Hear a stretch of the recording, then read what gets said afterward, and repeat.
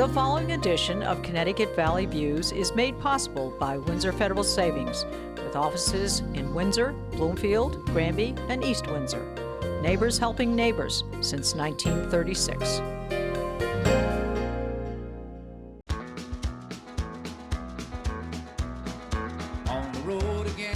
Join me, Susan Regan, host of Connecticut Valley Views, the most widely watched interview program on Connecticut Public Access TV. Proof to the people is the byline, insight without bias, generating a 360 perspective. Our mission is to focus on topical subjects with thought-provoking interviews regarding municipal leadership, current affairs, educational and political topics, as well as key destination points in New England. Here's your host. Hello, we are here today at Salmon Brook Vet Clinic, and I'm very pleased to have as my guest Dr. Liam O'Leary, V.M.D, here at Salmon Brook. And I might mention, Doctor, that V.M.D, it's kind of an interesting little thing, that V.M.D stands for Veterinary Medical Doctor. There's a Latin term for it, is that correct? Yes. Yes. But I don't know Latin. It is equivalent to the Doctor of Veterinary Medicine. It is a degree that is only awarded to veterinarians by the University of Pennsylvania in Philadelphia.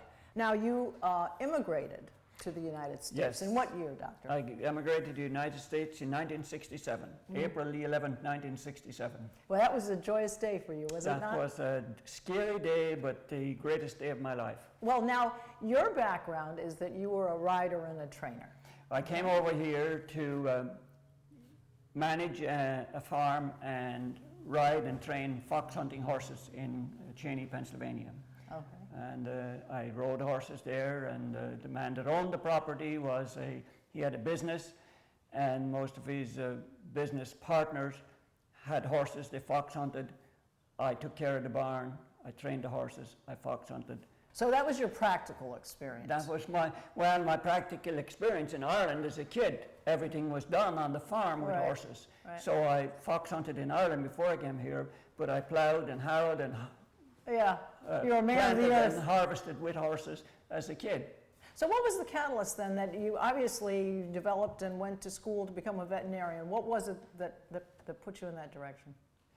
I was always more interested in the animal, whether it was a calf or a pig or a lamb that needed nursing, than I was in the healthy ones. And from the time I was very young, I had a burning desire to go to vet school, but we were very, very poor in Ireland, and secondary school was a privilege to the wealthy people.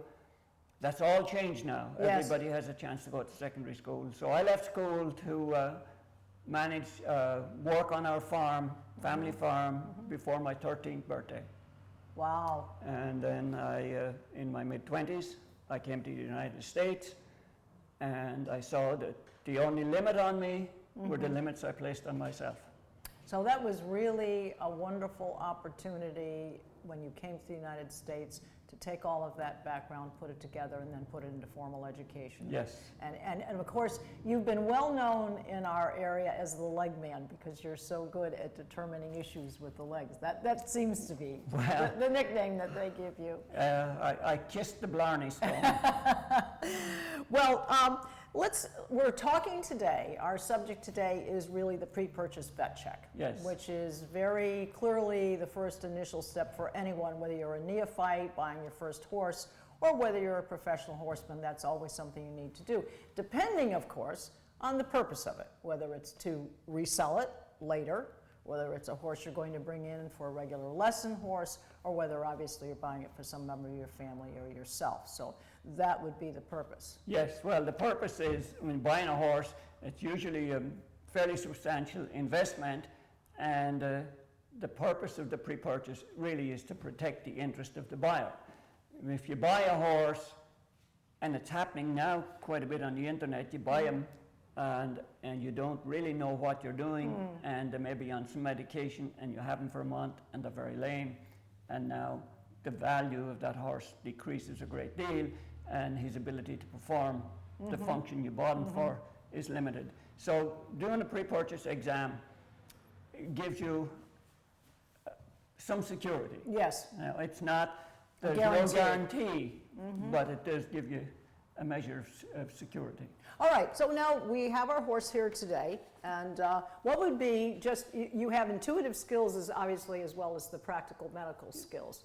So when you're looking at the horse, the initial thing you would probably ask the buyer, this is what I would think, is what will be the purpose of the horse? Yes. For what purpose will it be used? Yes, I mean, yes, that's I would ask the buyer that, but I would want to emphasize to the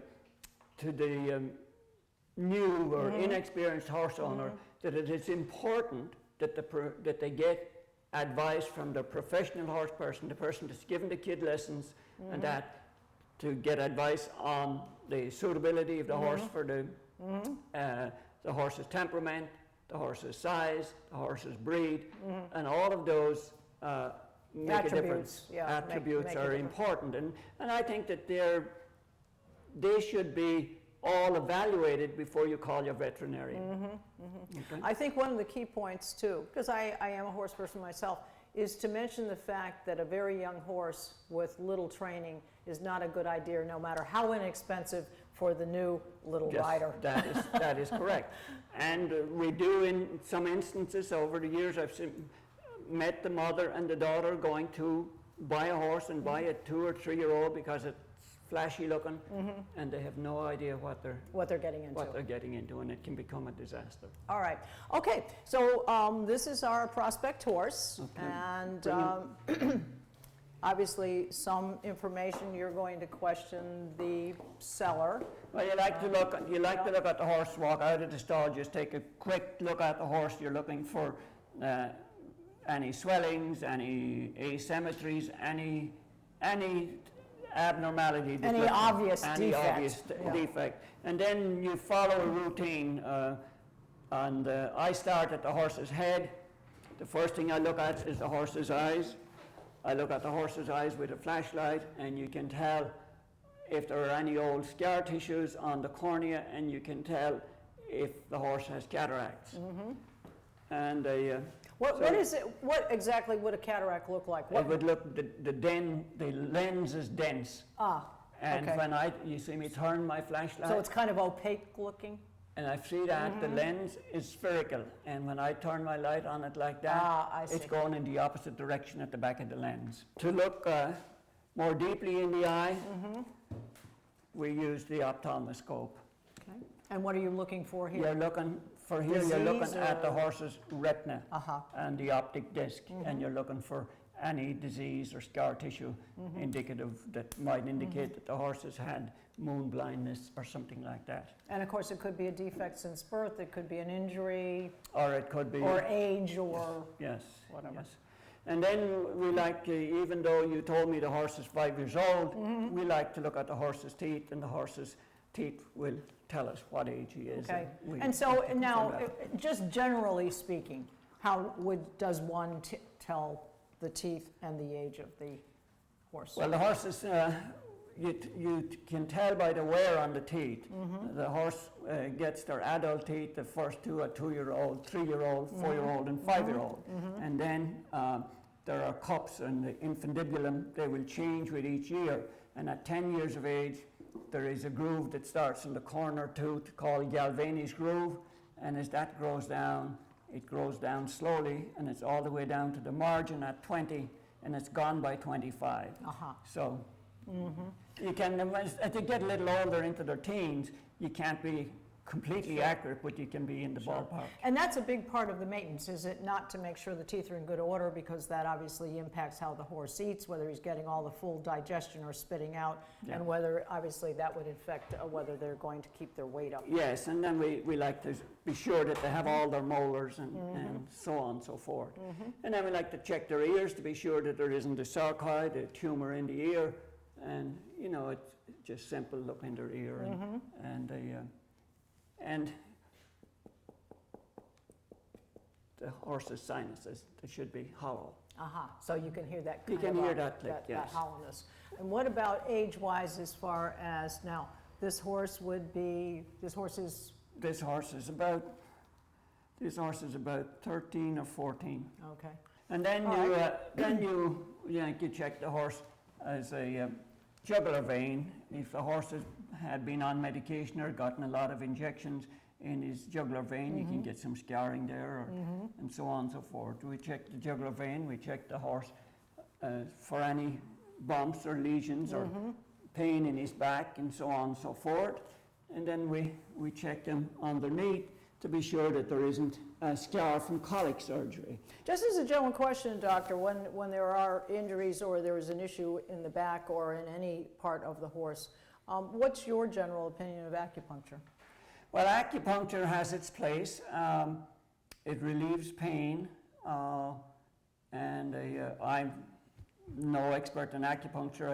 I'm not. No, there are people that do that trained specifically. in it. Acupuncture isn't really going to cure a disease, but it will relieve pain and discomfort. So it's a maintenance level. Yes. Okay. And so check that they don't have any colic surgery. We check if it's a mare specifically, or if it's a grey horse, we check for melanomas, and we check for the conformation in the perineal area. And so then we go to the limbs, and of course the limb in the horse is very important, and the limb starts up here and all the way down, and you just palpate the limb for any abnormal findings. I pick it up, and then you have the flexor tendons, superficial flexor tendon, deep flexor tendon, and the suspensory ligament. So you check those for scarring or pain or enlargement. And then it's very important to check the posterior digital nerves. Horses that have navicular disease, sometimes they're nerved, and you can, in most occasions, if they've been nerved, you can pick up the scar where they've been. All right, so one detail here, we're down at the hoof now, and if the horse has shoes on, and you're going to see it ridden or lunged and so forth, but if you see any issue at all, and you believe that more extensive investigation needs to be done, that would move to x-rays, you might want to pull the shoes. I would always pull the shoes to x-ray the horse, but never before I'm done examining him. Right. Okay? Right. And we check everything and feel for any enlargement in the joints, and then I will put the foot between my legs and go over them with the hoof testers. They'll vary in their degree of sensitivity to the hoof testers, and do you make allowances for that? Yes. Obviously some pressure is going to make them that's right, flinch and a little it'll bit. vary from horse to horse. Right. But the acid test is when the horse is ridden. The little bits of sensitivity you give with the hoof testers mean nothing, other than it tells you, I want to look a little bit more carefully at this foot, at this limb, when the horse has been ridden. Yes. Okay? So now you've gone go over the horse, both front legs and hind legs, and the next thing is to listen to his heart and his lungs. And I think it's key to mention too, we do this at a resting level, and then we would do that after exertion. Yes, after his work. There's a comparison or a benchmark. So and this horse's heart rate's about 40, which is normal, and a nice even rhythm. And you listen to the horse's lungs. A healthy horse, it's barely perceptible. But So if a horse has heaves or an allergic pneumonitis, you can hear some crackles and wheezes and so on and so forth. So very quickly, if a horse has colic, not during your pre-purchase exam, but if a horse has colic, are you hearing sounds, not hearing sounds? What are you looking for in colic? They usually are down and thrashing. Well, you're listening for sounds, either exacerbated sounds or no sounds. And then you're also listening for, you put your stethoscope on, and you're looking for tympany, for gas-filled organs, okay? And again, that's a small part of it. Yes. Then the rectal exam tells you a lot more. Right. But now that I've gone over the horse, I have found nothing on flexions of that. The next step is to take the horse out, Okay. jog him in hand, All right. flex his limbs, okay? Okay, very good. Okay. Now, I'm going to make a point before we go out and we do that. You did say to me when we were talking earlier that you have your first responsibility is to the buyer who That's hired correct. you to check the horse out. It is to the seller as well to make sure that you represented the horse, not put anything off. If you don't want to lead them down the road of this is not a good horse to buy one way or the other for any purpose, that's not involved. And of course you have a responsibility to the horse itself because you want to make sure the horse will be in a proper environment with the right match, let's put it that way. Yeah, and the other responsibility, you have a responsibility to the main responsibility is I'm protecting your interest, you're buying the horse. But I also have a responsibility to the seller that's holding the horse. If I come in here and I'm looking for some minute little thing that I can flunk this horse and tell you not to buy it so as that nothing is going to come back to haunt me 6 months down the road. I have done the owner a disservice and I have done the horse a disservice. Once a horse is rejected and the rumor mill gets that out on the road, that horse gets a reputation. That's quite true. That's true of people too. So, That's true of people. Now the other thing that I want to make mention of too is the fact that if in fact you have history or knowledge of the horse and it's perhaps the seller is not bringing up that information and you need to speak to the seller and you need to say, I'm aware of the fact that the hocks were injected, which is something that is done a lot with horses particularly that jump and maybe aged or older horses. You need to ask them first, is it okay to tell them? And otherwise, if you can't, you need to recuse yourself from the situation because you're not passing along known knowledge. when we are asked to do a pre-purchase exam on a horse, and if that horse is owned by one of our clients, we call that client, the owner of the horse, and inform them that we've been asked to do a pre-purchase on your horse, but I can't do that unless you give me permission to release our medical records to the prospective buyer. And if they're unwilling to do that, then we recuse ourselves. Right. Okay? Okay. All right. So we're going to take a look at, we'll go outside and take a look at the horse in work. The deflection test, you're flexing his carpus and his fetlock, and you're putting a little tension on the coffin joint as well. And it'll vary from vet to vet how long you hold them, and there was a paper done not so long ago saying that the time after 10 seconds is essentially immaterial. I like to hold them for around 25-30 seconds and then let them trot off. So that's to see how with the recovery time for the horse to go off correctly and soundly. Yes. So are you ready, Lisa? Off you go.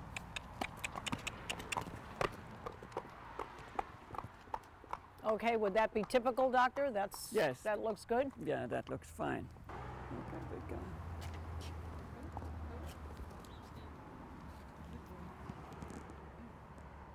And the hind leg, again, you're flexing the fetlock, the hock, and the stifle to some degree.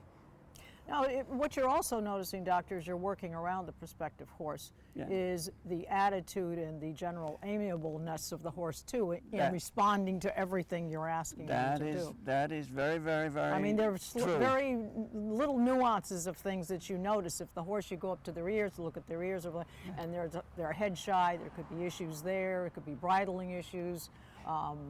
Obviously in the back where there's sensitivity, it could be tack that didn't fit very well from before. There are a lot of those things that you're taking in, and ingesting. And one of the most important things, particularly for a young adolescent rider, is the horse's attitude, because that goes hand in hand with the safety.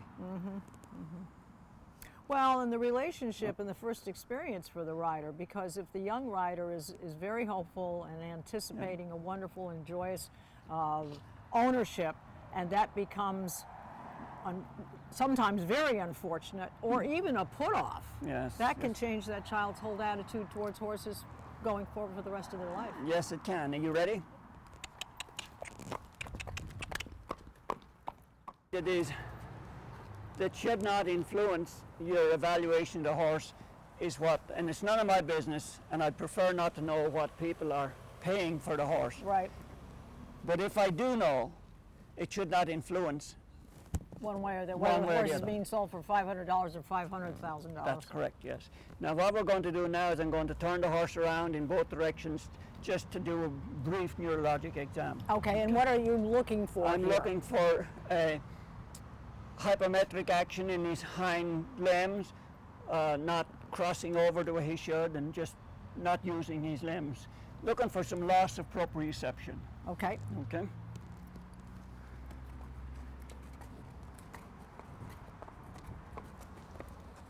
And that's perfect.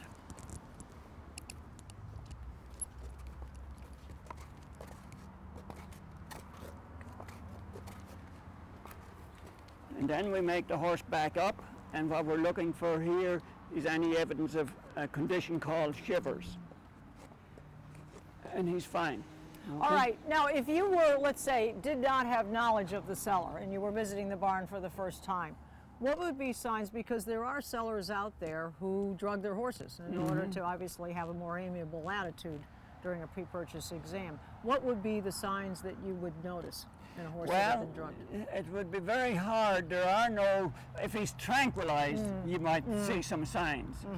But if he's tranquilized with some of the longer acting tranquilizers, you're not going to really see too much. But we can do a drug test. We do take blood and submit it for a drug test. All right. Okay, because those are key things for people to look out, and that's why you're saying that the buyer should bring their own horse person with them, because they are going to have specific questions they're going to ask, just based on their experience and what things to look for. All right, but this horse is 13 years old. Obviously, so far so good. Yes. Seems to have a good temperament. You're feeling good about everything. You don't feel as though anything at this point needs to be investigated anything further. So then you proceed on to the next step would that be the lunging? Put a saddle and bridle on him and ride him, but we'll lunge him here. Yes. Right, okay. Yes, so you can see him go in both directions, which Yeah. is important. All right, Do you so need we a will lunge move line? out to the ring. Okay.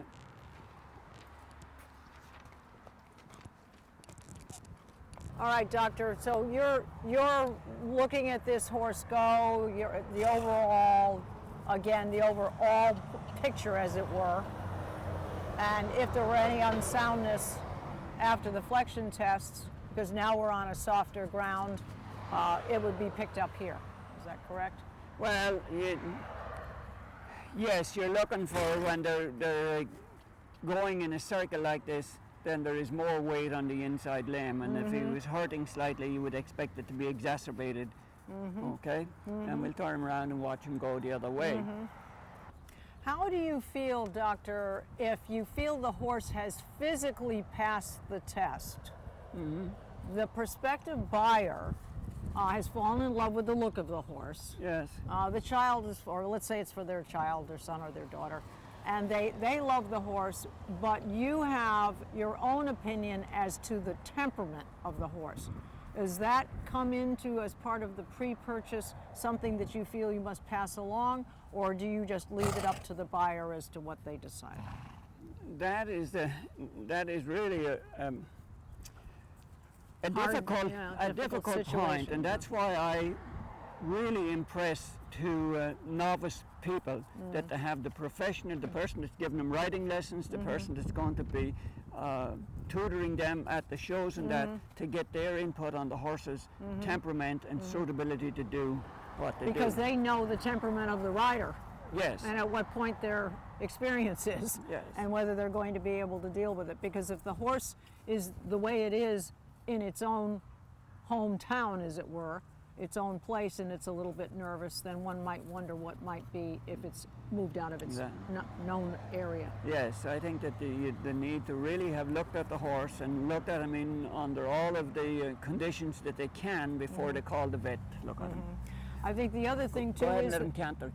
if there's a question at all, and the opportunity comes that the horse could be leased for a month to see if it works out prior to the final purchase. That is a very common compromise that I recommend, that if there's a question about the horse, why not lease the horse for 3 months, and you can write something up, and the lease payments can go towards the payment. And if and then if you don't decide to buy him, the person that's has got some money from the lease, and if you do decide to buy him, your lease money is not lost, it goes to the price. And the technicalities of insurance can be covered. There can be some insurance cover, temporary insurance Yes. coverage Yes. for the horse, so that the owner doesn't feel as though they're hanging out there and there could be an issue Yes. or yeah. a concern. Well, to protect everybody's interest, the horse should be insured if it's leased. Yes, yes. Okay, well, now that we've seen him go, I'm going to listen to his heart again. And you listen to his heart and his lungs, and it's uncommon.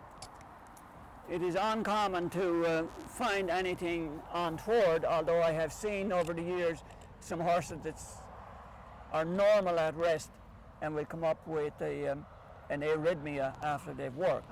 And then many horses... Arrhythmia is an irregular heartbeat? Irregular heartbeat. Okay. And then there are some horses that will have a murmur at rest, but it goes away when they're worked, and if it goes away when they're worked, it's insignificant. Okay. So that's the reason for listening to them.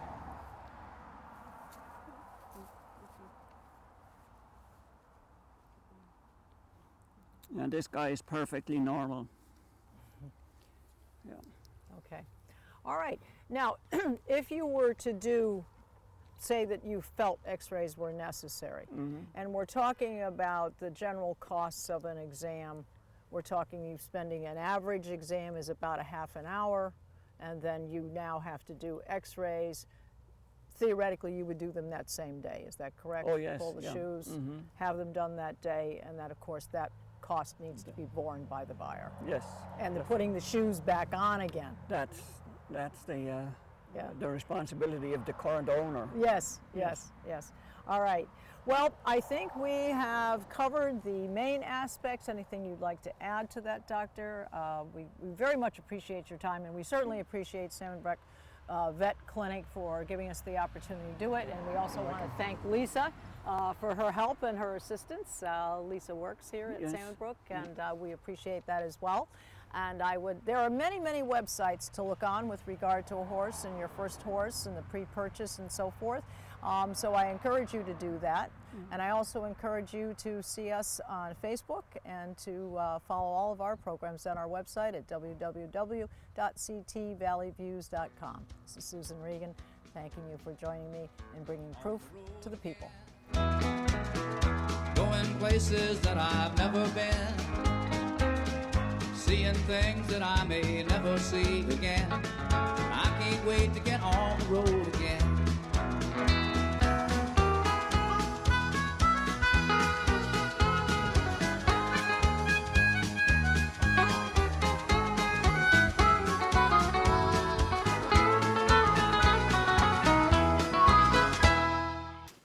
Our thanks to Windsor Federal Savings for making this program possible. Neighbors helping neighbors since 1936.